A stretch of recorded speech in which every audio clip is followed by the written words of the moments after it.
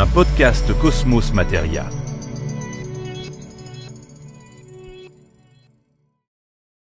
Alors les silicones, c'est un caoutchouc, comme des pneus, comme des chaussures, des semelles de bottes, voilà, enfin tout ça c'est des caoutchoucs. Le silicone c'est un élastomère, donc c'est un caoutchouc qui a des propriétés élastiques, mais qui est complètement différent des autres caoutchoucs parce qu'il n'est pas sur une base pétrole, donc carbone, il est sur une base silicium. C'est ce qui va lui donner ses propriétés uniques. Là où moi j'apporte de la valeur ajoutée aujourd'hui, ça va être sur des cycles plus courts. Avant de passer au recyclage chimique, l'idée ça va être de démultiplier le nombre de vies du matériau, d'usage de la matière, avant de devoir l'envoyer au recyclage chimique. Et à chaque fois qu'on va appliquer une technique de recyclage thermomécanique, thermochimique, etc., on va, d'une manière ou d'une autre, dégrader un peu les propriétés de la matière.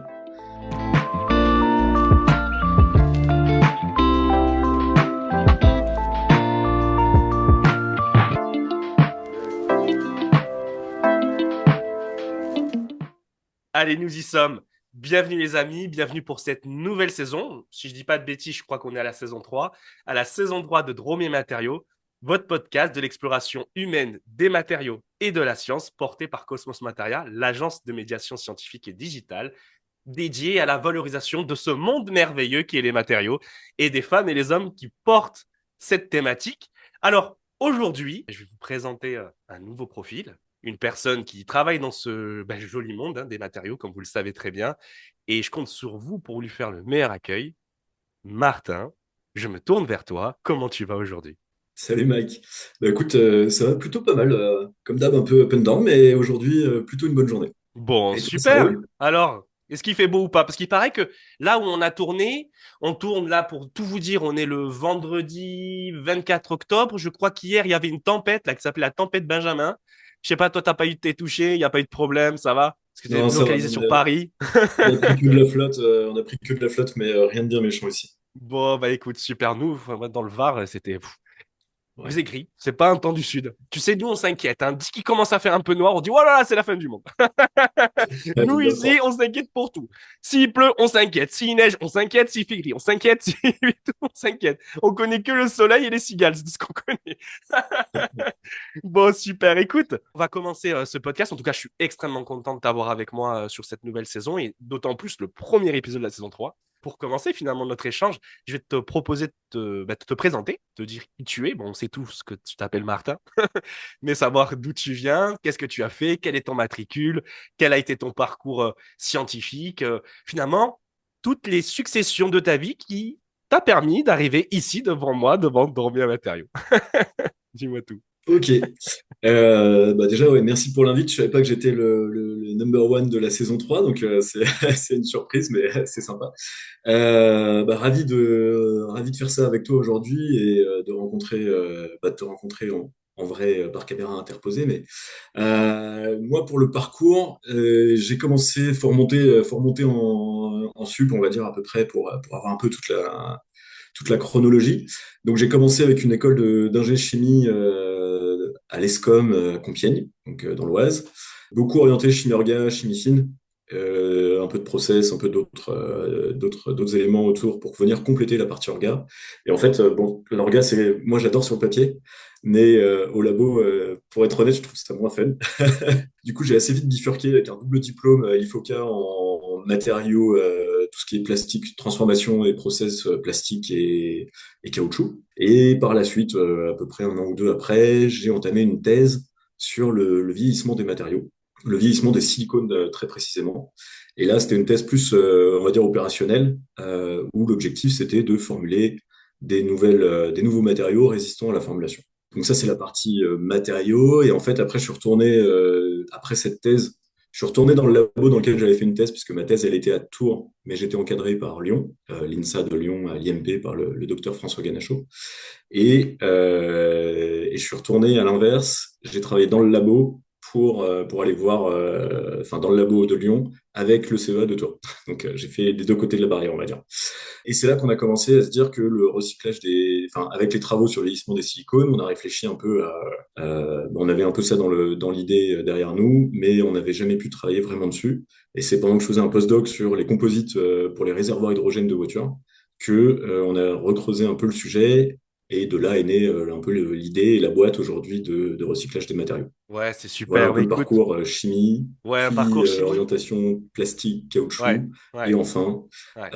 on est reparti complet sur du matériau et de l'entrepreneuriat. Bon, comme quoi, tu vois. Comme quoi, tu vois, quand on dit que les docteurs, ils sont pas bons pour l'entrepreneuriat, c'est faux. C'est faux. C'est faux. Je On sais sait se pas, on va débrouiller. voir. On va en discuter, tu me diras. Ouais, ça c'est sûr. Et c'est incroyable finalement, effectivement, ton parcours physico-chimie. Ben, tu sais, je te rejoins incroyablement sur la chimie organique et la chimie fine. Alors j'étais très bon, moi je me rappelle, j'étais au bac, tu vois, donc moi j'ai fait un bac STL, donc du coup j'avais l'option physique-chimie, tu sais, on était déjà dans la physique-chimie. Alors moi, Ok. les TP de chimie minérale, je comprenais rien, j'en avais marre. La colorimétrie, la pH-métrie, la conductivimétrie, ce que tu veux en métrie, ça me rendait fou. J'étais toujours en retard. Je n'arrivais jamais à finir mon TP. Par contre, le côté chimie organique, ouais, j'étais très bon en synthèse. Mais comme toi, c'est vrai que l'aisance de travailler la chimie organique d'un point de vue papier, c'est une chose. Mais des fois, la lourdeur de la réaction, de porter une synthèse, c'est chaud. Ouais. Ouais, pareil. Même ressenti. Ouais, ouais, c'est lourd, quoi. Donc, parce que tu sais, j'avais fait un stage, je me rappelle très bien, j'avais fait un stage dans le milieu pharmaceutique où finalement il fallait faire du principe actif, hein, voilà, donc faire de la molécule, quoi. On fait de la chimie organe. On est bon, Ouais. bien bon La pour faire tête. de la chimie Number organe. one. Alors, mais c'était, allez, pour faire une attaque ici, pour faire un groupement, un changement, une substitution de nucléophile, ah bam bam, allez hop, des quoi t'es perdu. Des fois, pour un solvant qui a trop d'eau, tu flingues ta réaction et qui va aller sécher tout C'est ton clair. solvant. Bon, bref, tu Ouais. comprends le truc, le délire, quoi. Ah ouais, très Le bien. Ouais. délire. Ouais. Ouais, mais c'était un truc incroyable. Mais du coup, donc, toute cette énergie que tu as véhiculée via ton parcours, finalement, Mm. c'était quoi ta force motrice? Qu'est-ce qui a fait qu'à un moment donné, tu t'es dit, faire de la science, c'est trop cool? Ou alors, ben non, finalement, je suis tombé un peu par hasard dans la soupe quand j'étais petit. Quelle a été ta force motrice? Ouais, bah, je pense que j'ai toujours eu une appétence pour les sciences et un peu de curiosité, etc. Après, mon parcours, il s'est plus fait par élimination que par choix profond et de carrière. Je me suis demandé L'élimination, t'as pas fait de substitution nucléophile, t'as fait des Non, éliminations non, non, j'ai fait nucléophiles. l'élimination directe. Genre, je me voyais pas en bac L, je me voyais pas trop en bac ES, etc. Du coup, bah, il restait un peu le bac S, quoi. Voilà, en gros. C'était un peu ça l'idée. Et puis pareil, à la sortie des études, etc., les boulots, c'était, bah, il y a eu aussi ce que je pouvais prendre. Et puis s'il y avait quand même cette idée de créer des matériaux, déjà, qui commençait à venir un peu à la fin du sup. Et puis c'est là que ça a été pas la désillusion, mais je suis allé sur des salons et tout pour voir des boîtes, leur parler de mon CV, de dire voilà ce qui m'intéressait, ce qui m'animait à créer des nouveaux matériaux. En fait, ça c'était un vrai truc que je voulais faire. Et en fait, je me rappelle, je sais plus quelle boîte c'était, mais je me rappelle très bien sur un salon, une responsable RH qui me regarde, qui me dit ouais mais ça mon grand garçon, t'es bien gentil. Mais quand notre boîte pose une offre sur ce type de donc recherche et innovation, développement matériaux, on reçoit 400 candidatures minimum. Et sur les 400, bah, il y a 250, 300 CV d'ingénieurs, bah, ça fait 300 CV qui partent à la poubelle. Ok. Donc là, tu sors de l'école, ça fait 2 mois que tu es au chômage, que tu cherches un job. Et là, tu te dis, ok, tu prends une claque. En fait, j'ai fait un parcours d'ingé, mais apparemment, pour ça, c'est pas suffisant, quoi. Donc petite claque à la sortie. Et c'est ça qui m'a emmené doucement vers la thèse. Incroyable, incroyable. Bah, Tu je sais vois pas, mon, mais tu vois mais non, mais c'est incroyable ce que tu me dis. Attends, je vais le revisualiser, je me le revisualise parce que moi, je t'aurais dit l'inverse. Hmm. En fait, on se rend compte que même avec une thèse, bah, t'as pas suffisamment de bagages en main pour travailler. Ouais, c'est un peu à chaque étape, t'es enfermé ou pas enfermé, mais C'est à chaque ça? étape, il y a des problèmes. Ouais. C'est incroyable, c'est incroyable. Non, mais Ouais, ouais. c'est. Alors à ce moment-là, tu vois, moi, il se pose une question. Si nos diplômes ne sont plus en adéquation avec le métier, pourquoi on les modifie pas? Pourquoi en fait on change pas les attentes? Pourquoi alors à ce moment-là? Ou alors on propose pas vraiment des vrais métiers en accord avec ce qu'on produit comme chercheurs dans nos pays? Enfin, tu vois, c'est une vraie question, ça, de toute façon. Ouais, ouais, c'est une vraie question de fond et je te rejoins complètement. J'ai pas de réponse, clairement. C'est toujours bien. Enfin, je pense que c'est des cursus qui sont bons fondamentalement parce qu'ils nous apprennent quand même pas mal de choses. Je pense que l'apprentissage et d'avoir un pied dans l'entreprise en plus de faire de la théorie à côté à l'école, bah, ça forme des bien meilleurs ingénieurs que purement théoriciens. Mais après, sur le fond, ouais, depuis, et puis toi, tu dois voir ça aussi depuis les années d'entrepreneuriat. En fait, finalement, ce qu'on apprend à l'école, c'est toujours utile, mais on se demande si c'est vraiment ça qu'on aurait dû faire, quoi. C'est exactement ça. C'est exactement ça. Des fois, tu Ouais, te dis que tu aurais bien aimé avoir des modules. Moi, en thèse, j'aurais kiffé avoir des modules vraiment d'entrepreneuriat pur. ouais. Tu vois, en thèse, j'aurais vraiment voulu avoir ça. Et d'autant plus quand tu réfléchis aussi, je reviens sur les anecdotes que tu as données sur les 400 ou 300 candidatures là, que tu m'as sorties en matériaux. Mais déjà, en plus, tu fais partie de la même génération que moi où Mhm. les matériaux n'étaient pas encore une discipline. C'était une discipline que tu es arrivé doucement vers le master ou vers l'école d'ingénieur. Tu n'avais pas encore les matériaux en DUT ou en licence comme maintenant. Maintenant, tu as vraiment des licences et des DUT en sciences et génie des matériaux. Avant, c'était quelque chose qu'on amenait, c'était un aboutissement de la physique-chimie où à un moment donné, tu faisais cette mécanique de relation structure-propriété. Quand tu parles de structure-propriété, forcément, tu parles de la matière. Et c'est là où finalement, c'est intéressant parce que on se forme finalement très tard aux matériaux, enfin de notre génération du moins. Les nouvelles générations, en tout cas, non, vous avez le choix de vous former dès maintenant dans les mondes des matériaux. Et c'est vrai que voilà, d'avoir cette anecdote de 400 ou 300 signatures, CV à la poubelle, je dis une bêtise, voilà, plutôt CV à la poubelle et ben non, en fait, non. En fait, non, vous n'êtes pas assez qualifié. Ouais. Tu sais pas où tu Et puis le problème, c'est qu'une fois que tu as fait la thèse, on te répond que tu es trop qualifié et que ça marche pas, quoi. ou t'es Donc, trop qualifié, ou alors on te répond, mais non, mais t'as pas le cursus. Non, mais tu peux pas être chef de projet, tu comprends. T'as pas fait de management. ou trop spécifique, ou pas assez ceci. Enfin, ouais, Ouais, voilà. Donc, c'est toujours un des peu trucs chiant. incroyables. Mais de toute façon, on est là pour voir que finalement, on a réussi. On a fait Ouais, des trucs voilà, ça. incroyables à notre sens. On a trouvé un débouché. Et du coup, ça m'amène à la question et à cette introduction que j'aimerais bien que tu nous poses. Euh, Mhm. Tu nous as parlé que tu as évolué, enfin, que tu as évolué parce que tu as fait une thèse dans le monde des silicones, que maintenant tu continues finalement dans ce monde des silicones. Et en fait, j'aimerais bien que tu nous poses un peu le contexte. Quels sont les enjeux en fait de ce matériau? Mais avant toute chose, je la fais tout le temps celle-là dans tous les podcasts. Comme dirait le masque, c'est quoi un silicone? Dis-nous tout. Alors, les silicones, c'est un caoutchouc, comme des pneus, comme des chaussures, des semelles de bottes, voilà. Enfin, tout ça, c'est des caoutchoucs. Donc, caoutchouc, à partir du moment où vous avez quelque chose qui est un peu élastique, en général, derrière, c'est un caoutchouc. La plupart des caoutchoucs qu'on connaît, qu'on utilise, qu'on a dans la vie quotidienne, c'est des caoutchoucs issus du pétrole. Donc ça va être alors du pétrole ou des arbres pour le caoutchouc naturel, les VA par exemple. Tous les autres, c'est des caoutchoucs synthétiques pétro-sourcés. Le silicone, c'est un élastomère, donc c'est un caoutchouc qui a des propriétés élastiques, mais qui est complètement différent des autres caoutchoucs parce qu'il n'est pas sur une base pétrole, donc carbone, il est sur une base silicium. Et en fait, ça va changer. C'est ce qui va lui donner ses propriétés uniques. Donc en fait, au lieu d'avoir une chaîne carbonée standard, on va avoir une chaîne constitutive, enfin la chaîne principale, qui va être du siloxane, et donc un enchaînement de motifs SiO, SiO, répétés à l'infini, avec généralement en chaîne latérale des motifs méthyl. Donc le silicone standard s'appelle le polydiméthylsiloxane, qui est le motif répété dans la chaîne. Alors, ce qui est intéressant avec ce matériau, contrairement aux matériaux pétro-sourcés, déjà, c'est que c'est un matériau qui est beaucoup plus stable que les caoutchoucs standards.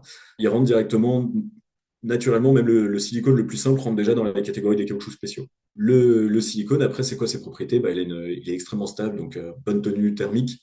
Entre -50 et plus de 100 degrés, c'est du complètement normal pour des silicones en température continue d'utilisation.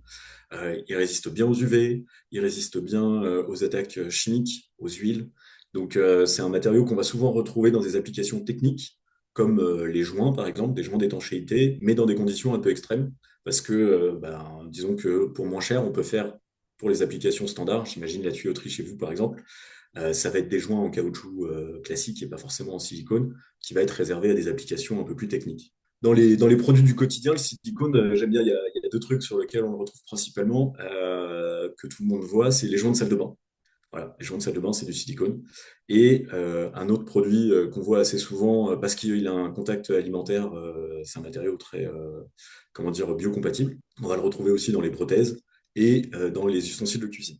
Tu vois, la Maryse, par exemple, là, l'espèce de truc que tu utilises pour racler le chocolat quand tu fais ton mi-cuit, c'est du silicone aussi. Voilà. Ouais, ok, super. Bah, c'est super intéressant. En fait, pour résumer, pour les néophytes qui sont sur le podcast Troisième Matériaux, d'un point de vue polymère, hein, parce que le silicone est un polymère, au lieu d'avoir un squelette carboné, vous avez un squelette silicium. Donc, en fait, on a un matériau inorganique comparé à un matériau organique. Voilà, c'est vraiment ça aussi pour démystifier un peu tout ça et la mécanique des silicones. D'ailleurs, j'ai une question à te poser. Quels sont les grands axes de développement à l'heure actuelle dans le milieu industriel sur le silicone? Quels sont les grands enjeux à répondre sur des thématiques, par exemple dans des applications bien définies, ou alors d'un point de vue peut-être simplement structure propriété, ça veut dire développer des nouveaux silicones avec des squelettes peut-être différents, variés, en fait, juste pour le plaisir de la chimie, peut-être, j'en sais rien, ou alors effectivement pour investiguer d'autres propriétés et se donner d'autres éventails des possibles dans le domaine. Ok, alors je t'avoue que je suis assez éloigné depuis quelques années du développement industriel des silicones. Il y a toujours des nouvelles choses et des nouveaux améliorer des matériaux, trouver des nouvelles propriétés, etc. Il y a toujours des super matériaux à base silicone qui sortent. Euh, je m'engagerai pas sur dire c'est quoi les grands enjeux aujourd'hui au niveau des nouveaux matériaux. Pour deux raisons. Le premier, c'est que c'est un petit monde où les silicones sont utilisés dans des applications très techniques. On les retrouve beaucoup dans le transport, l'aéronautique, l'aérospatiale, quand il y a besoin de résistance au feu, etc. Donc ça, c'est toujours des matériaux qui sont en cours d'évolution et d'innovation, ça c'est sûr. Mais l'enjeu, il est plutôt réglementaire, parce qu'il n'y a pas de réglementation encore qui encourage à aller vers de l'éco-conception, de l'amélioration de ces matières. Donc ça, c'est plus l'aspect que moi je bosse aujourd'hui, on va dire. Et, euh, et du coup, enfin, c'est important de voir, comment dire, ouais, que sur les grands enjeux industriels, pour moi aujourd'hui, c'est plus de valoriser les matières que d'en trouver des nouvelles, mais il y a pas de contraintes les réglementaires autour, quoi. Donc c'est C'est plus un enjeu réglementaire. ben, nickel, ben, en fait c'est une super transition, parce que c'est la question que j'allais te poser en fait à la suite. Comment tu évolues dans ce monde-là? Quelle est ta proposition de valeur dans la société que tu as créée? Et à quel enjeu tu réponds, clairement en fait? Aujourd'hui, le marché des silicones, alors je dis que c'est un petit marché parce c'est peut-être 10% du marché des caoutchoucs, qui est lui-même, dans le monde des polymères, peut-être 10% du marché des plastiques pour les ordres de grandeur à la louche. Le silicone aujourd'hui, une fois qu'il est transformé, on l'enterre. C'est un thermodurcissable comme les autres caoutchoucs. Donc une fois qu'on l'a mis en forme, on peut pas simplement le fondre, entre guillemets, en prenant des très gros guillemets, comme un plastique pour le réutiliser. Donc aujourd'hui, tout ce qu'on entend autour du recyclage des plastiques, etc., qui évolue, qui est encore très loin du compte, contrairement à ce qu'on peut parfois entendre dans les médias, et ben ça, on peut pas le faire avec les caoutchoucs. Donc en fait, les caoutchoucs, ce qui se passe, à part grossièrement pour les pneumatiques, bah, les résidus de transformation industrielle, les déchets, les rebuts, les non-conformes, etc., et les produits post-consommation finissent enterrés ou incinérés.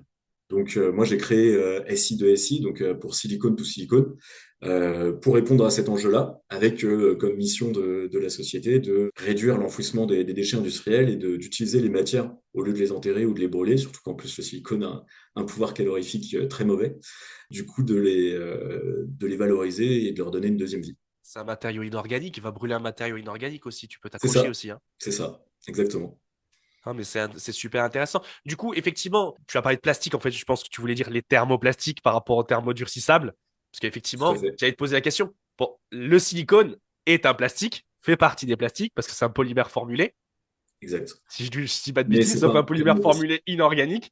Mais Ouais. effectivement, ça fait partie de la même famille. Et d'autant plus, effectivement, comme tu l'as judicieusement dit, des thermodurcissables. Donc, du coup, en fin de vie, on est à part l'enfouissement, enfin, dans un premier terme, à part l'enfouissement, on ne peut pas en faire grand-chose. Mais du coup, qu'est-ce que tu proposes comme valorisation matériaux? Est-ce que tu arrives à dissocier ces silicones? Est-ce que tu arrives à revenir à une unité monomère ou pseudo-oligomère? Comment ça se passe? Dis-nous tout. Est-ce que tu peux nous dire, c'est peut-être pas le secret industriel? Dis-nous tout. Non, non, t'inquiète, s'il y a des trucs touchy, Tu dis, je Mike, le je peux dirai, pas. il n'y a pas de Je peux problème, pas. t'inquiète. T'inquiète, il n'y a pas de problème. Alors initialement, quand on a repris les travaux, dès qu'on a présenté le sujet de recyclage des silicones à la SAT Rhône-Alpes, plus Salis, on était capable de retourner quasiment à des unités monomères linéaires, pas un traitement chimique. Donc ça, c'était intéressant. Et c'est cette voie-là qu'on a creusé pour essayer de refaire des matériaux à partir des produits qu'on avait dégradés, dont on avait contrôlé la dégradation. Ça, c'est ce qu'on a appelé la réversion. C'est l'ensemble des phénomènes et des actions physico-chimiques qu'on peut appliquer à un matériau pour réaliser l'inverse de la polymérisation. Donc, après ce qu'on a dit sur les thermodurcissables, on les met en forme, il n'y a plus rien qui peut les désassembler, et donc il faut une action physique ou chimique, souvent chimique, pour pouvoir revenir à des unités constitutives qu'on appelle les monomères. Donc ça, c'est ce qu'on a développé au cours de ces premiers travaux. On a déposé un brevet là, qui est paru début 2025 d'ailleurs, sur le recyclage chimique des matériaux et qu'on n'a pas continué à développer parce qu'il y a des grands groupes qui travaillent sur le sujet et qui vont avoir des munitions qu'on n'aura jamais pour développer ça à l'échelle industrielle. Et c'est très bien. Il faut aussi du recyclage chimique pour pouvoir boucler la fin de vie des matériaux. Là où moi j'apporte de la valeur ajoutée aujourd'hui, ça va être sur des cycles plus courts. Avant de passer au recyclage chimique, l'idée ça va être de démultiplier le nombre de vies du matériau, d'usage de la matière, avant de devoir l'envoyer au recyclage chimique. Parce que le recyclage chimique c'est très bien, mais ça coûte très cher en énergie principalement et en produits chimiques, etc. Donc si on peut donner plus de vie en prenant un peu l'image classique qu'on a des granules de plastique, de thermoplastique qu'on broie, qu'on réincorpore dans des matières, en recyclage du PET, des bouteilles de PET par exemple, donc les bouteilles d'eau qu'on utilise quotidiennement. Ces matières-là, entre guillemets, on les broie, on peut les réincorporer dans de la matière vierge et refaire une bouteille avec de manière relativement simple. Déjà avec les thermodurcissables, c'est un peu plus compliqué. Et à chaque fois qu'on va appliquer une technique de recyclage thermomécanique, thermochimique, etc., on va, d'une manière ou d'une autre, dégrader un peu les propriétés de la matière.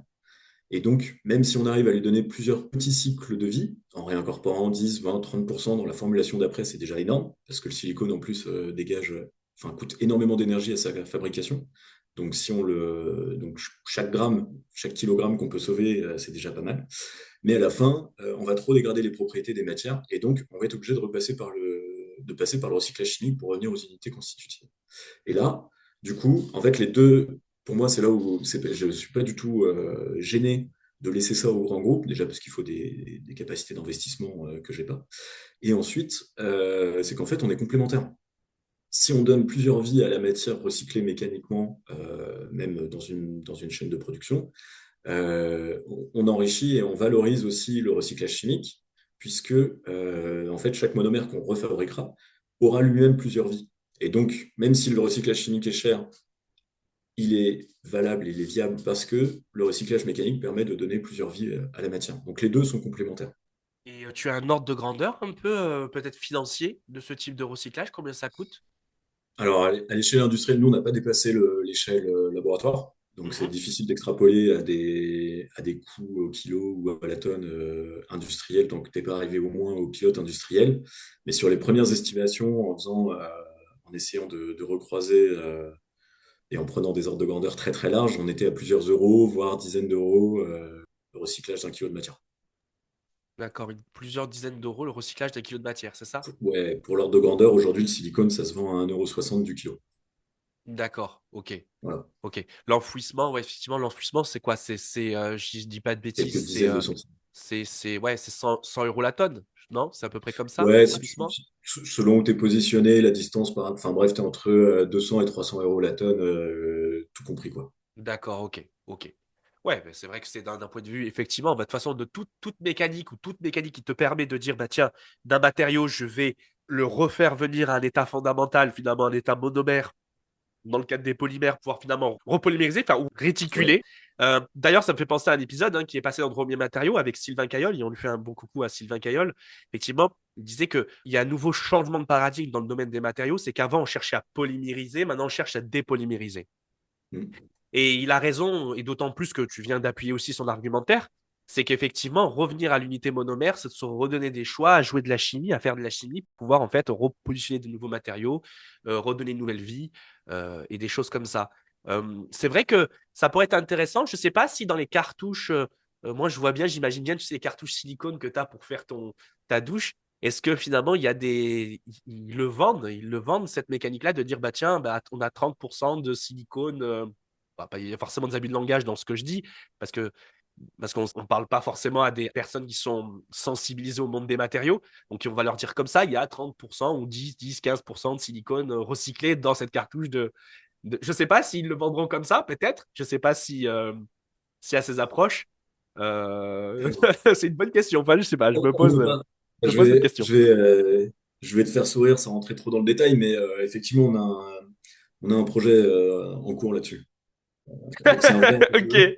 Ok, bon bah alors c'est bon, t'as tout dit sans rien dire. Non, non, mais en fait, je peux t'en parler un peu sur les phases amont pour répondre à ta question de matière recyclée. Il y a des entreprises aujourd'hui qui commercialisent des cartouches de silicone et ils ont travaillé à mettre de la matière recyclée dans la cartouche. Et je parle de la cartouche du contenant, pas l'adhésif silicone à l'intérieur. Ah Euh, d'accord, c'est intéressant ce que tu dis. C'est-à-dire, moi je voilà, pensais que vraiment que c'était le contenant. Toi, non, tu me parles vraiment la cartouche, ouais, plastique, du contenant, du pas polyéthylène. du contenu. Ouais. Voilà, on est bien Ouais, d'accord. ouais, ouais, Ok. tout à fait. Ouais. Donc la cartouche plastique qui permet sur laquelle on appuie pour faire sortir l'adhésif silicone ou polyuréthane ou quel que soit Ouais, ouais. le contenu. Ça, il y a déjà des boîtes qui commercialisent des gammes avec des cartouches, donc des contenants en matière qui contiennent de la matière recyclée. Le problème, c'est que il n'y a rien aujourd'hui qui est capable de gérer ces cartouches en fin de vie, qu'elles soient à base de matière recyclée elles-mêmes ou pas.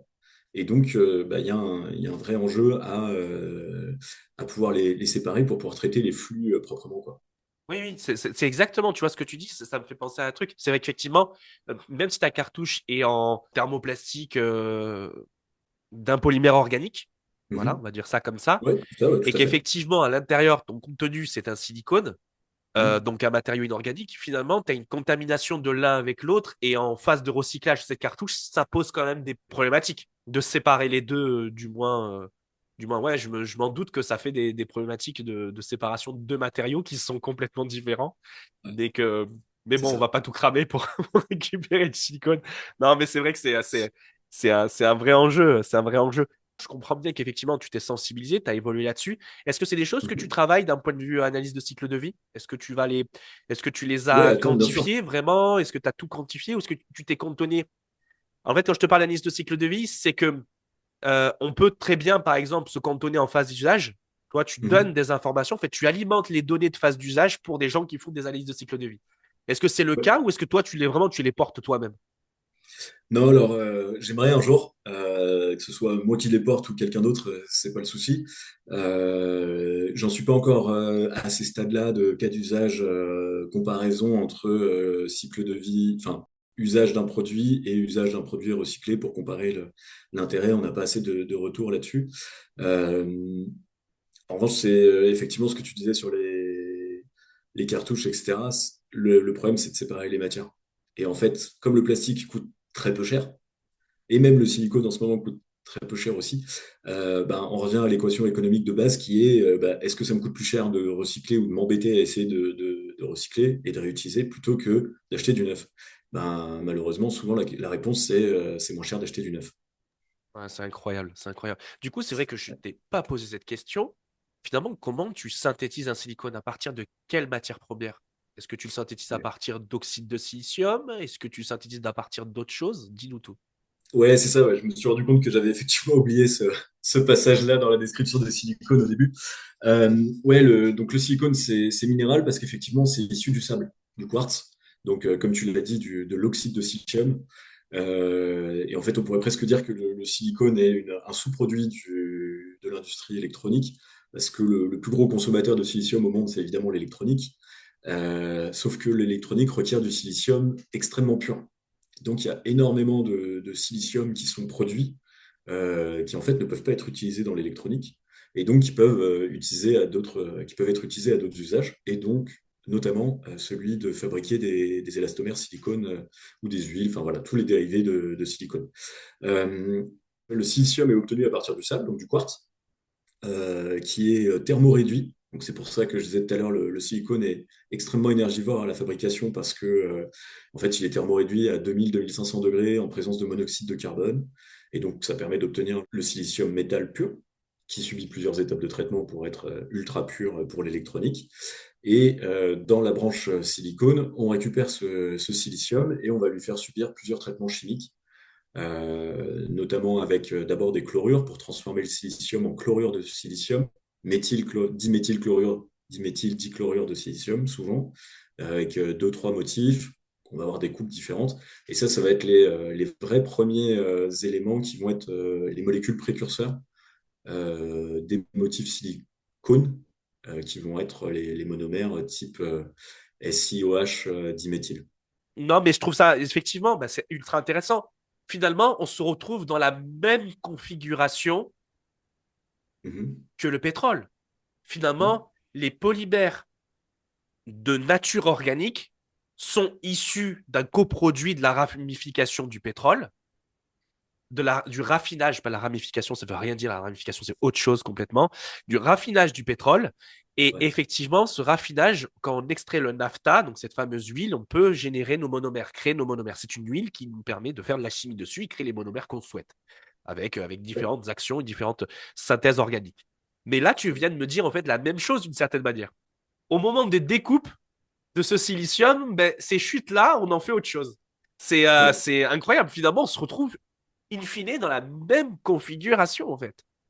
Moins bien les pétrosourcés, mais ouais, c'est un peu le même C'est un principe. peu le même enjeu. Je Et, pense euh, et c'est un truc qui finalement est plutôt logique, quoi. C'est on veut obtenir un produit quelque part, mais à un moment on se demande bah, les déchets qu'on produit, qu'est-ce qu'on en fait, quoi.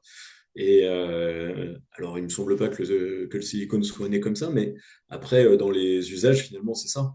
On utilise un peu plutôt que d'avoir 90% de produits inutilisés, on en fait quelque chose. ouais, non, mais c'est sûr, je le comprends très bien. C'est vrai qu'effectivement, c'est ça, c'est là tout l'intérêt en réalité de pouvoir travailler avec ces coproduits. Mais ce que je veux dire, c'est que c'est intéressant de savoir d'où vient ce coproduit, parce que Hmm. c'est finalement de l'argument qu'on a nous, quand on parle de polymères et qu'on va parler des polymères organiques, et que ben voilà, effectivement, c'est un coproduit. 1 kilo de polymère, c'est 1 à 2 euros le kilo pour les grandes diffusions. Je parle des grandes diffusions, je Ouais, ne parle pas des tout à fait. Ouais, polymères haute performance, où là tu peux toucher peut-être 100 euros le kilo facilement, hein, les polymères ouais, application plusieurs spatiale. milliers même. Mais effectivement, on voit finalement cette logique qui est finalement une logique économique qui, d'un point de vue scientifique, n'est pas forcément la bonne logique parce qu'on n'est pas sur les mêmes référentiels. On va être une logique de performance et d'impact en usage du matériau, donc Hmm. sur ses performances et sur son environnement. Voilà. Je pense que Tout à fait. les Ouais. silicones n'échappent pas à l'émanation de micro et de nano-objets, parce que ça reste quand même des polymères. Alors, je sais pas, je pense que. Alors, c'est un thermodurcissable, alors peut-être pas, mais je pense qu'il y a peut-être des choses à voir là-dessus. Ouais, Donc, on peut en parler. ouais, voilà, ça pourrait être intéressant. Mais du coup, c'est vrai que finalement, par rapport à tout ça, si quelqu'un a envie de bosser avec toi, il te dit, bah tiens, tiens, Martin, voilà, j'ai un problème sur les silicones. Voilà, je veux bah, finalement trouver une méthode, un débouché. J'ai tout essayé, mais je voudrais un débouché de recyclage. En fait, Hmm. quelle est la démarche qu'il doit faire pour pouvoir en fait te contacter? Et toi, comment tu reçois cette démarche? Ok. Bah, on va reprendre l'exemple des cartouches. Je pense que on a un cas d'usage, autant l'utiliser jusqu'au bout. Bah, très simplement, en fait, quand on se rencontre, alors on peut utiliser mon site internet, on peut utiliser mon LinkedIn, et puis après, souvent, en général, c'est des rencontres en one-one dans les salons. On discute, on parle de ce qu'on fait, et puis ah bah tiens, on pourrait faire ça ensemble, ça peut être intéressant, tu pourrais peut-être m'aider là-dessus, nanani, nanana. Donc en général, c'est un peu ces trois axes-là qui permettent le contact. Euh, et après, en fait, souvent les entreprises viennent avec une problématique. Ils ont un besoin, enfin, et voilà, ils ont quelque chose, comme tu l'as dit, auquel ils sont confrontés. Ils voudraient en faire quelque chose, mais ils n'ont pas les outils, les connaissances, le temps, les compétences pour le faire. Ou ils ont essayé, ils n'ont pas réussi. Enfin voilà. Et c'est là qu'on intervient en fait. C'est là où on vient prendre le relais sur un peu la partie accompagnement à la recherche, développement, innovation, recyclage. Et donc nous, le job, ça va être de permettre de trouver des débouchés. Et alors, ce qui est intéressant, et c'est là souvent que ça pêche du côté des entreprises, c'est que déjà, il faut techniquement être capable de transformer la matière. Comme on l'a dit plusieurs fois, c'est déjà un enjeu technique. Et ensuite, souvent, le problème, c'est que les gens imaginent que le recyclage, on va refaire la même matière que le déchet dont le produit est issu. Et notamment pour les thermodurcissables, c'est dans la plupart des cas faux, ou encore plus difficile à faire. Et donc, la logique, c'est plutôt de se dire, OK, on a un déchet, on arrive à faire un tel matériau en mettant 10, 20, 30, 50% du déchet, du régénéré dans une nouvelle matrice, donc dans un nouveau matériau. Et en fait, on arrive à ce nouveau cahier des charges. Et donc, c'est là souvent que c'est délicat, c'est que tu as un cahier des charges A avec un produit, et en fait, à la fin, quand tu as recyclé ta matière, tu as un cahier des charges B, et qui est souvent pas compatible avec le cahier des charges A. Et donc là, la logique, et c'est là où on intervient, et je pense que ça, c'est une des valeurs ajoutées de la boîte, c'est d'avoir cette vision plus marché que labo, qui permet de se dire, OK, d'avoir la démarche inverse, de se dire, bon, bah, en fait, cette formulation B, où est-ce que je peux l'utiliser? Où est-ce qu'il y a est-ce qu'elle peut servir dans une autre industrie, dans un autre domaine? Et donc, aller chercher, développer et garantir après économiquement et en termes de marché, de volume, qu'on a des flux à l'entrée qui sont pérennes et stables, et à la sortie, qu'on a un exutoire qui est capable de les absorber. Parce que si on n'arrive pas à vendre les déchets qu'on a transformés, bah, finalement, à la fin, ça sert à rien d'avoir fait du recyclage. Ouais, exactement. Finalement, c'est développer des mécaniques d'économie circulaire dans ce monde-là, hein, dans le monde des silicones. Ouais. Ça, c'est sûr. Et c'est vrai que quand les gens pensent recyclage, ils pensent recyclage en boucle fermée. Ce que tu Mm. viens de dire, en fait. Juste, je le dis Ouais. d'une autre manière. Recyclage en Ouais, c'est boucle ça. fermée, ça veut dire effectivement, j'ai un objet, je le recycle, je veux le même objet, avec les mêmes performances. Mm. Et effectivement, que déjà dans les thermoplastiques, tout n'est pas forcément vrai parce que selon les formulations des plastiques, donc du thermoplastique associé à ses charges et ses additifs, hein, colorants, anti-UV, ce qu'on veut, on Mm. n'arrive pas à faire de la boucle fermée. Tout à fait. Du moins, en fait, finalement, on fait vraiment pas forcément que.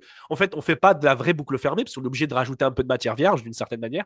Donc, en fait, on ne Ouais. recycle pas, on décycle le plastique. Mais, mais c'est vrai que dans un thermodure, alors encore pire, quoi. Dans un thermodure, encore pire, quoi. Tu t'es vraiment à la rue. Mais finalement, c'est ça, en fait. Tu dirais que c'est ça vraiment tes limites, les limites à l'heure actuelle, enfin, les tiennes, intrinsèquement par rapport aux matériaux que tu subis, hein, je le comprends.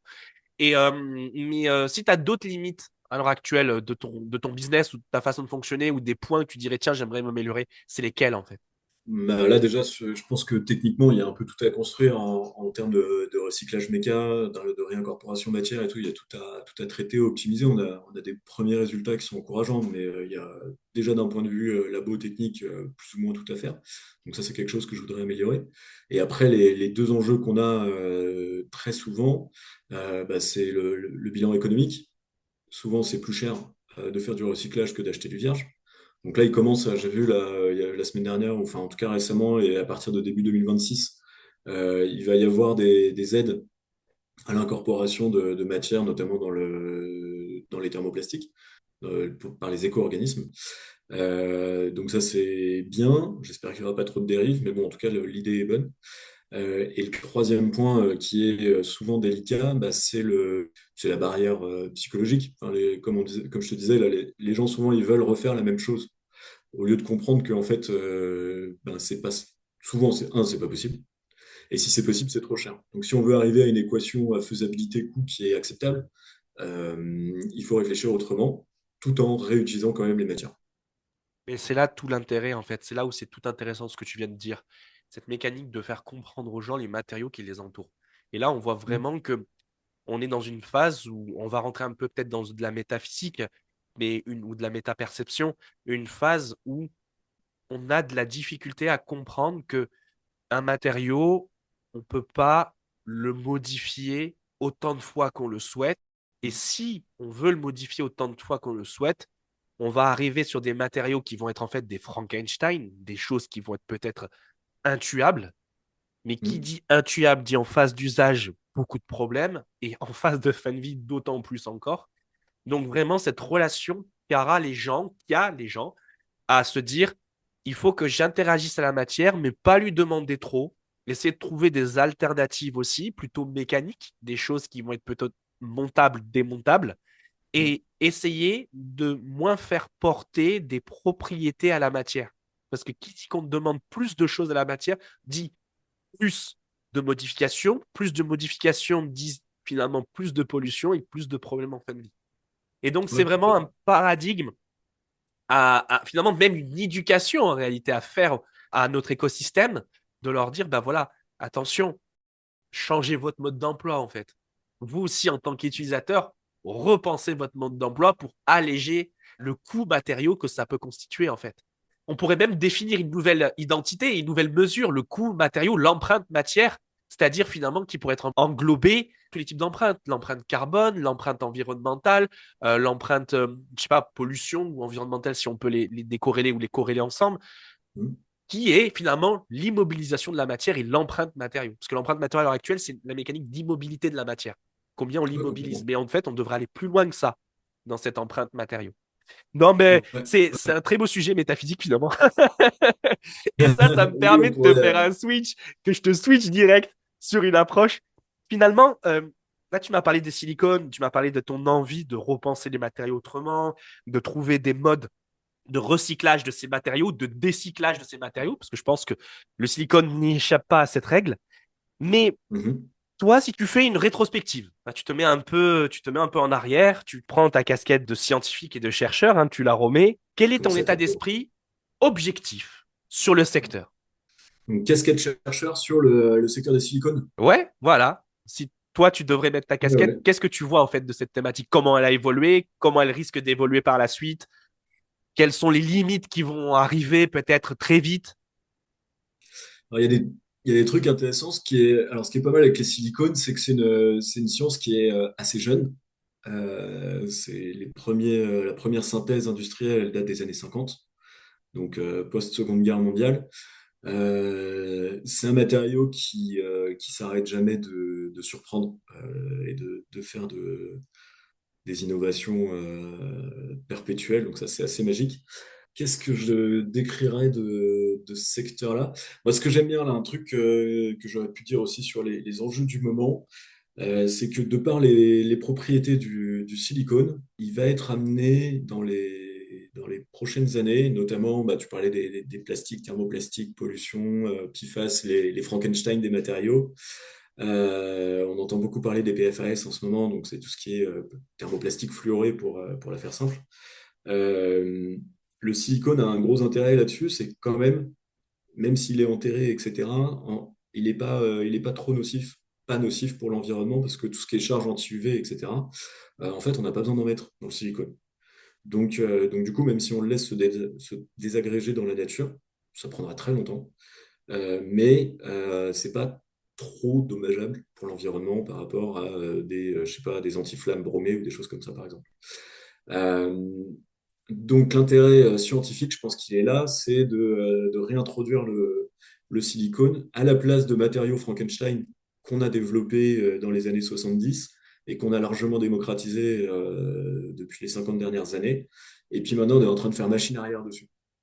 Et je pense que là, le silicone a toute sa place à jouer dans cette substitution. Tu veux dire que tu voudrais remplacer, par exemple, dans ta protection de ta plaque Tefal qui est fait en PFAS, qui est Ouais. fait en, qui est fait par, avec ouais, le PFAS, effectivement. Tu voudrais le remplacer par un silicone? Alors ça me paraît délicat parce que le silicone ne tiendra pas aussi bien que le téflon les coups comment ça s'appelle de fourchette ou autre, même si le Ouais, téflon c'est pas ouf non plus. ouais. Mais je sais pas par exemple dans des applications comme les Gore-Tex ou des textiles techniques où on a des fluorés.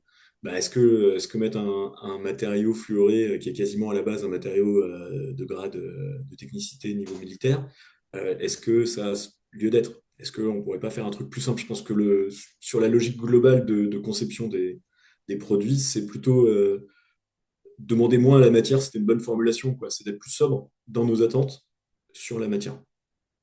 Exactement. Voilà, tu rejoins exactement ce que je te disais en préambule, être finalement plus soft, plus sobre sur ce qu'on souhaite demander aux matériaux pour éviter d'en faire des Frankenstein. Parce qu'en fait, c'est là où tout est intéressant dans cette approche, c'est que en fait, on a la possibilité de faire des Frankenstein où on veut. Bien sûr. Mais, Ah oui, ça, on sait mais faire. à quel prix? Au prix d'une forme de fainéantise humaine, de pas vouloir faire certaines choses, tu vois? Tu Ouais, vois? je sais pas si c'est l'enjeu, non? Je pense qu'il y a aussi l'enjeu un peu d'athlète, tu vois, le chercheur ou les boîtes, quand elles développent des produits, je pense que c'est pas se disent pas, tiens, on va faire du mal à la planète, ou non, je pense qu'elles se disent, on a envie de faire un truc mieux, plus performant, plus innovant, plus adapté à tel Ouais, marché ou à tel besoin. Mais effectivement, comme tu le disais très justement, plus on transforme, plus ça coûte cher, ouais, à tous les niveaux. à tous les niveaux. Est-ce que finalement, aller faire la course à la performance, c'est pas rester dans un paradigme linéaire, cette course à la performance? Bah, Est-ce que finalement, être dans un paradigme d'économie circulaire, c'est finalement renoncer à cette course à la performance et être plutôt dans l'optimisation et une forme d'efficacité, mais qui est née de ouais, l'optimisation d'un circuit, pas d'une alors, performance à la course à la performance? ouais, tout à fait. Ouais, si, si. Alors là, ça rejoint un peu le débat métaphysique que tu proposais tout à l'heure sur comment dire, sur l'éducation, etc. Là, ça vient dedans aussi. Il y a un très bon auteur, c'est qui, c'est Olicard, qui disait remplace un document qui parle de la performance par le mot violence et ça te tient un joli portrait des résultats en fait. C'est assez intéressant. Bon voilà, pour le côté un peu métaphysique. Après,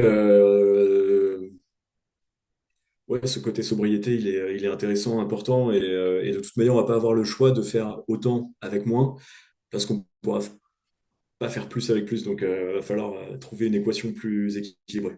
Ouais, c'est judicieusement dit. Et, euh, et si je te remets dans cette même condition et je te repose la même Mm. question par rapport au silicone, mais cette fois-ci, je t'enlève ta casquette de chercheur et je mets la casquette de toi, Martin, homme lambda. Ok. Comment tu vois ce matériau comment tu le rencontres? Tu le rencontres finalement où en supermarché? Tu vois du silicone en supermarché? Est-ce que tu te poses des questions de savoir est-ce que c'est quoi un silicone? Est-ce que tu te poserais cette question de dire quelle est différente des autres matériaux qui m'entourent? Finalement, toi, Donc, qu'est-ce que tu dirais? pas la casquette entrepreneur, pas la casquette chercheur, Ah la non, la casquette casquette, Martin toi, Jacou, consommateur de tous les silicone. jours. Ouais, si, alors, moi c'est peut-être un des trucs qui a fait que j'ai mis un pied dans les sciences aussi. J'aime bien les étiquettes. Je lis les étiquettes, je regarde les matériaux, je me demande pourquoi il y a 52 cartouches d'adhésifs différentes entre les PU, les hybrides, les MS polymères, les silicones, les machins, les trucs, les acrylates. Enfin bref, il y en a en veux-tu, en voilà. Chacune pour des usages précis, à des coûts. Enfin voilà, c'est toujours le couple performance, application, coût qui est mis en jeu. Donc ouais, je regarde un peu tous ces trucs-là. Les silicones, quand t'es particulier, t'en vois pas des masses. On le voit, je pense que un peu les trois trucs auxquels on pense, bah, c'est les joints de salle de bain, les ustensiles, les moules de Madeleine. Voilà, ça, je ne l'ai pas cité, mais voilà. Et les prothèses, parce que pour notre génération et les plus âgés, il y a eu les pipes, les prothèses mammaires malfaçon, on va dire, pour être poli. Voilà, c'est un peu, je pense qu'en tant que particulier, c'est un peu ce que tu vois du silicone, quoi. Donc ça reste assez limité. Et imaginer que ça vient d'un grain de sable, je suis pas sûr que ce soit. Enfin, faut pousser la curiosité assez loin pour y arriver déjà, quoi. C'est clair, c'est clair. Non, mais c'est intéressant, tu vois. Se mettre, changer de position, changer de perspective, changer de référentiel. On se pose tout de suite Hmm. les questions et on voit. Et je pense que ça fait partie des personnes qui sont du milieu de la science et des milieux du développement de ces matériaux, de se poser la question comment une personne de la vie de tous les jours voit finalement le matériau qui l'entoure. Ouais. Et on se rend compte que beaucoup de choses se passent par méconnaissance, tout Hmm. simplement. Méconnaissance, je ne parlerai pas même d'éducation, je parle vraiment de mécanique de méconnaissance. Juste simplement, rien à voir avec culturel ou quoi que ce soit. Vraiment de la Hmm. méconnaissance pure, naïve, il n'y a pas de problème. On ne sait pas trop ce qu'on touche. Bon, bah ok, on s'en fiche un petit peu. Que si on se posait la question un peu plus de ce qu'on touche, peut-être qu'on réfléchirait un peu plus. Et puis ça va de la curiosité humaine, tout simplement. Donc voilà, je Ouais. pense qu'on est plutôt dans cette mécanique-là. Et du coup, c'est une très belle transition pour finalement te poser une question que je trouve d'autant plus intéressante.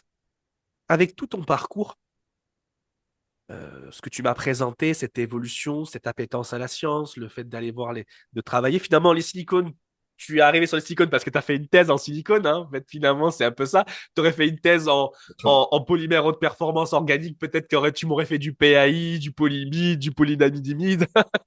Il y a des Tu chances. serais parti dans des trucs délirants comme ça. Ouais, ouais, il y a des Euh, chances. mais si tu devrais faire une rétrospective de ton parcours et cette rétrospective t'amène à ta perspective, quelle serait-elle? Bah, rétrospective du parcours, je pense que je changerais rien dans ce que j'ai fait parce que chaque brique apporte. Que ce soit quand j'ai été prof, quand j'ai été en thèse, quand j'ai été en stage dans des grandes boîtes, quand j'ai été voilà, donc c'est à chaque fois c'est des biais, des environnements, des milieux, des gens différents avec eux-mêmes leurs propres expériences. Et en fait, c'est cette multitude d'aspects qui permet de se forger, je pense, quelque part. Et en fait, à la fin, j'ai réussi à trouver un endroit où je me sentais à peu près bien. Donc c'est pas mal. Mais ça prend du temps, de la patience, de la persévérance, ça c'est sûr. Et, euh, et du coup, ouais, non, aujourd'hui, je changerais pas grand-chose au parcours. Parce que chaque brique a son importance. Et finalement, cette rétrospective, si elle doit t'amener à une forme de conseil, quel conseil tu donnerais aux acteurs de cette discipline? De cette discipline, c'est-à-dire de Des silicones, préciser. du monde des silicones. Ok, ah ouais. Spécifiquement pour les silicones, qu'est-ce que j'aurais envie de leur dire? Euh, Waouh. J'ai Euh, dit qu'il fallait t'accrocher à la fin. ouais, ouais, là, tu m'en poses une bonne, là. Non, je Non, vais mais dire, ça peut être une vision, par exemple, une interprétation sur le recul du matériau. Est-ce que, par exemple, prôner toujours à faire plus de performances ou se dire, bah non, à ce moment-là, on va peut-être arrêter une famille précise de monomères de silicone et peut-être se concentrer sur un autre. Euh, je sais pas, peut-être ce développement d'applications, comme tu me disais, peut-être mettre des silicones dans d'autres applications pour finalement changer de paradigme, être plutôt dans l'inorganique que l'organique dans certaines applications. On a peut-être la mécanique de phase d'usage, hein, parce que moi, je t'avais soulevé le fait de dire que un silicone peut émettre peut-être des micros et des nano-objets, mais ça, c'est une bonne question parce que ça reste un thermodurcissable. Est-ce que un thermodurcissable, par sa structure chimique, émettrait des nano, des micro-objets? Un thermoplastique, on le comprend très bien. C'est une pelote statistique, hein, c'est de l'interaction physique. On comprend très bien qu'il y a une petite pelote qui peut s'échapper et créer lui-même ce nano, ce micro-objet. Mais dans le cas d'un thermodurcissable qui doit avoir un réseau tridimensionnel, hein, une toile d'araignée, on va dire ça comme ça, qui est EL 2D, elle pourrait être 3D, on n'a pas les mêmes attentes, mais peut-être que je me trompe, je ne sais pas, je ne suis pas un spécialiste de l'écotoxicité des matériaux. Moi, je fais que des matériaux. Mais voilà, c'est un peu mais ça, c'est une bonne question, ça, tu vois. ouais, c'est une bonne question, ouais. Voilà, on forme les gens, ça, c'est rigolo. Et toi, tu n'as jamais été formé à l'écotoxicité des matériaux dans ton parcours? Alors, non. Non? Dans le parcours, non. J'ai regardé, on va dire, plutôt la toxicité des catalyseurs, des trucs comme ça, parce que les catalyseurs des années 50, dans toute la chimie, ils sont dégueulasses. Donc ça, on est un peu obligé de mettre le nez dedans à un moment ou à un autre. Euh, Sur l'impact environnemental des silicones, je crois qu'il y a eu une thèse de 2012-13 qui a été reprise dans les articles de Sciences de l'ingénieur, qui est très intéressante et qui montre qu'en fait, justement, ça se dégrade dans l'environnement très mal, globalement. Ça résiste aux UV, il n'y a aucun micro-organisme vivant qui est capable de le dégrader naturellement. Et puis, quand bien même, par la force des choses, des éléments, on arrive à dégrader un peu la matière, finalement, on fait des trucs qui ressemblent plus ou moins à du sable, pour caricaturer. Donc, finalement, en termes de danger, on est quand même très, très limité. Donc, même si on faisait des micro-nanos, je ne suis pas bien sûr que ce soit. Bon, le nano, c'est toujours fragile, dangereux, ou parce que ça passe à travers les membranes cellulaires, etc. Donc c'est difficile de mesurer l'impact. Mais en soi, le silicone, enfin, voilà, dans les caoutchoucs, dans les polymères au sens large, je pense que c'est quand même un des trucs les moins toxiques qu'on ait, quoi. Ouais, c'est la mécanique de bioaccumulation en fait qui est toxique. Le fait d'avoir Mm. un objet, et effectivement, comme tu viens le judicieusement, j'y arrive pas à le dire ce mot, bref, Judicieusement. voilà, tu m'as cassé en deux. C'est vraiment se dire qu'en fait, c'est l'échelle nanométrique. Tout matériau à l'échelle nanométrique est dangereux parce qu'elle est à l'échelle nanométrique, donc finalement, passe où tu veux et il peut aller. Lui, il a le droit d'aller dans toutes les boîtes de nuit qu'il veut. Il n'y a aucun videur qui lui dit tu restes là parce que tu n'as C'est pas les clair. bonnes chaussures. Lui, on va pas lui dire. Mais, Ouais, euh, mais vraiment, c'est intéressant. Donc, du coup, pour revenir à ma question, finalement, d'un point de vue acteur, qu'est-ce que tu leur dirais comme conseil si tu as un conseil? Toi qui es finalement peut-être plus du terrain, qu'est-ce que tu donnerais comme conseil aux gens des laboratoires, par exemple, ou inversement? Parce que tu es quand même un pont, quand même, tu es une interface entre les deux mondes. ouais, ouais, clairement. Ouais, ouais, c'est ce côté interface qui est intéressant et qui est une plus-value pour les entreprises, hein, clairement, aujourd'hui. Je pense que tout matériau confondu, en fait, là, ça ne s'adresse pas que au silicone.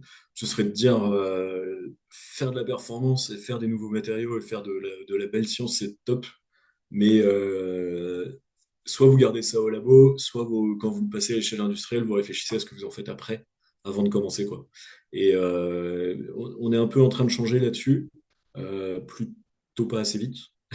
Plutôt pas assez vite et plutôt, mais c'est les jeunes générations, donc il faut le temps qu'elles se mettent en place aussi. Je pense que c'est ça que j'aurais envie de dire, de transmettre au monde des matériaux, c'est ça, quoi. Et d'un point de vue plus personnel, si tu devrais donner ton retour, ton ressenti, des conseils pour les plus expérimentés et les moins expérimentés, les plus jeunes, euh, Ouais. quelle bouteille à la mer tu donnerais? Quelle bouteille à la mer j'enverrais? Sur les matériaux, je dirais Faites pas de matériaux, faites pas de recyclage. Faites pas de recyclage, enfin, c'est bien, mais c'est un pansement temporaire. Donc, faut passer à autre chose. C'est un mal nécessaire pour cette phase de transition, on va dire, pour accompagner la transition vers un monde plus durable et mieux éco-conçu, mais à la racine. Le recyclage, il permet juste d'aller, de prendre, enfin, de gagner un peu de temps pour pouvoir tendre vers ce modèle plus vertueux. Et si je devais jeter une bouteille à la mer, n'importe qui, wow, c'est dur comme question.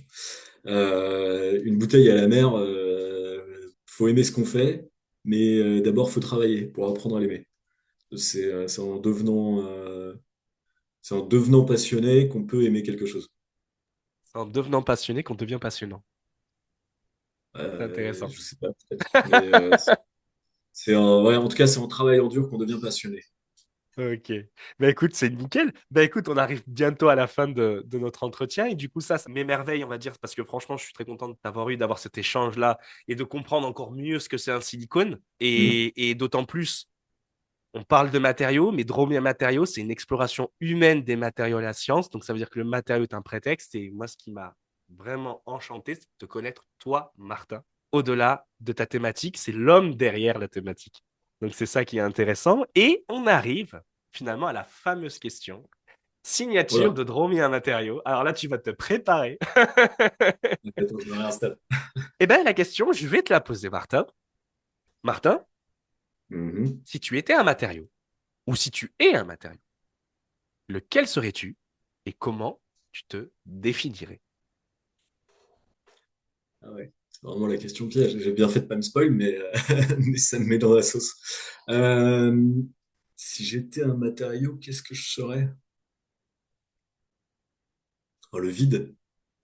Je sais pas Intéressant, si, pourquoi? je sais pas si ça marche comme réponse, mais Ben, le vide, parce pour que moi, il est effectivement, il y a l'absence de matière. Alors, il y a une mécanique d'absence de matière. Alors, ouais, pourquoi l'absence de matière?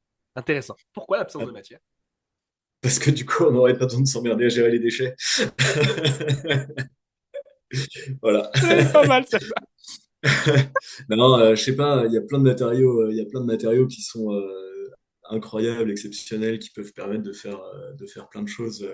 Les matériaux pour le sport qui sont à la fois respirants, qui tiennent chaud et en même temps sont coupe-vent. Enfin, il y a des espèces de mini-robots organiques,